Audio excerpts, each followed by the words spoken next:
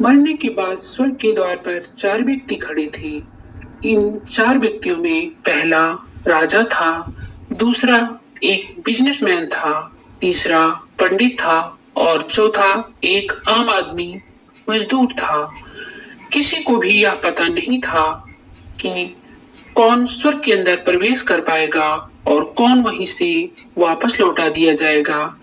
सब स्वर्ग का दरवाजा खुलने की राह देख रहे थे और आपस में बातें कर रहे थे।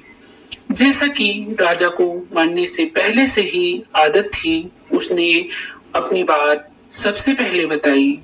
राजा ने कहा, मैं बहुत प्रख्यात राजा हूँ। मैंने धरती पर अपना बहुत नाम कमाया है, इसीलिए पूरी संभावना है कि मैं ही स्वर्ग जाऊंगा। फिर व्यापारी ने अपनी बात सामने रखी। वह बोला, मैंने धरती पर खूब धन कमाया और उस धन से मैंने सैकड़ों लोगों की मदद की, इसलिए मैं ही स्वर्ग का हकदार हूँ। अब बारी थी पंडित की, तो पंडित ने मुंह खोला और सबको यह कहा, चाहे तुम जो सोच लो, लेकिन यह बात तो तय है कि स्वर्ग के दरवाजे खुलेंगे तो मेरे लिए ही। सब जानते हैं कि पंडित दिन रात भगवान को याद करते हैं, लेकिन स्वाभाविक है कि स्वर्ग में पंडित का स्वागत किया जाए। जब सब ने अपना अपना पक्ष रख दिया, तब सबकी नजर उस मजदूर पर थी जो चुपचाप अपनी नजरें नीचे झुकाए बिना कुछ बोले वहीं पर खड़ा रहा। स्वर्ग का दरवाजा खुला और वहां पर एक देवदूत आकर खड़ा हो गया।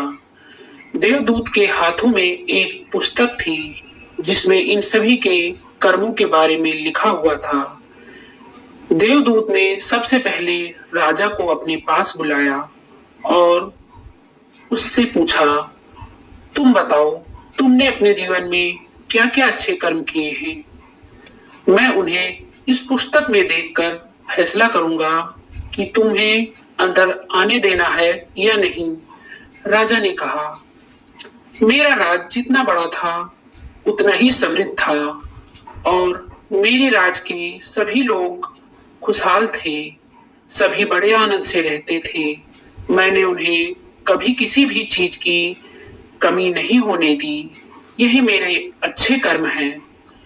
देवदूत ने अपने पुस्तक में देखा और देखने के बाद राजा से कहा, तुम सच बोलते हो। तुमने अपने राज की प्रजा को बहुत सुखी रखा था, लेकिन तुमने अपने राज की सीमा को बढ़ाने के लिए जितने युद्ध किए, उन युद्ध की वजह से हजारों सैनिक ने अपनी जान गंवा दी। उन हजारों सैनिकों के परिवार के दुख का कारण तुम बने थे, इसीलिए तुम स्वर्ग में नहीं आ सकते। अब बारी थी व्यापारी की। व्यापारी से जब देवदूत ने पूछा कि तुम्हारे अच्छे कर्म क्या हैं, तब व्यापारी ने उससे कहा, मैंने सैकड़ों लोगों को खाना खिलाया है, कई आश्रमों में दान दिया है, कई निराश्रित लोगों के लिए घर बना कर दिया है। यह मेरे अच्छे कर्म हैं। देवदूत ने फिर से अपनी पुस्तक में ध्यान से देखा और देखने के बाद व्यापारी से कहा, तुम्हारा कहना भी ठीक है कि तुमने बहुत दान धर्म किया है, लेकिन यह दान धर्म तुमने जिन पैसों से किया है, उन पैसों को कमाने के लिए तुमने न जाने कितने झूठ बोले हैं, कितनी हेरा फेरियां की हैं और कितनी मिलावटी की हैं, इसलिए तुम भी स्वर्ग में नहीं आ सकते। जब पंडित से यही सवाल किया गया, तो पंडित ने बड़े ही आत्मविश्वास के साथ कहा, मैंने अनगिनत लोगों को ज्ञान दिया है, हजारों यज्ञ और पूजाएं की हैं और दिन रात भगवान का जाप किया है। इससे अच्छे कर्म और क्या ही हो सकते हैं। देवदूत ने अपनी पुस्तक के अंदर झांक कर देखा और पंडित से कहा, आपने जितने भी लोगों को जो भी ज्ञान दिया है, उन बातों पर खुद कभी अमल नहीं किया। आपने यज्ञ, पूजा या भगवान का नाम निस्वार्थ भाव से कभी नहीं लिया, इसीलिए आपका भी स्वर्ग में आना प्रतिबंधित है। मजदूर यह देखकर हैरान था। वह अब तक जिसे महान समझता आ रहा था, उसकी व्याख्या स्वर्ग के दरवाजे पर आकर बदल गई थी। धरती पर जिन कामों को अच्छा समझा जाता है, उनका यहाँ पर कोई मूल्य नहीं था।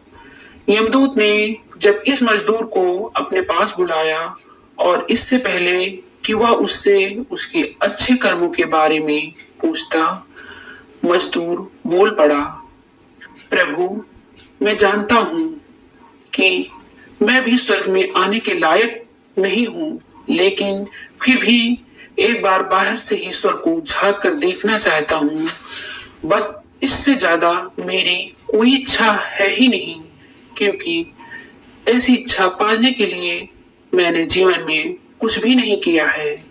मैं पूरा दिन मेहनत करता और जो भी पैसा कमाता उन्हें अपने परिवार के पालन पोषण में खर्च कर देता। इसलिए दान धर्म के लिए कुछ बचता ही नहीं। लोगों की भला मैं क्या सेवा करता, क्योंकि काम के बाद जो थोड़ा सा समय मिलता उसको अपने ही बूढ़े माँ बाप की सेवा में बिता देता। और यह सब करने के बाद भी मैं कभी कभी मंदिर भी चला जाता और भगवान से जैसा भी मुझे दिया है उस जीवन के लिए धन्यवाद कहता। देवदूत ने अपनी पुस्तक में बड़े ध्यान से देखा और थोड़ी देर देखते ही रहा। फिर उसने मजदूर से पूछा कि तुम याद करके बताओ, तुमने कभी कोई अच्छा काम किया होगा? मजदूर ने थोड़ी देर सोचने के बाद बोला, हाँ, मुझे थोड़ा थोड़ा याद है। एक बार मैं बहुत भूखा था और मैं खाना खाने ही बैठा था कि एक बहुत ही कमजोर कुत्ता जो ठीक से चल भी नहीं पा रहा था, वह मेरे पास आ गया और मेरे खाने को देखने लगा। तब मैंने अपनी रोटी उसे खिला दी और उस दिन मैं खुद भूखा सो गया था। मजदूर की बात सुनने के बाद देवदूत मुस्कुराया और मजदूर को बड़े सम्मान से स्वर्ग के अंदर लेकर गया।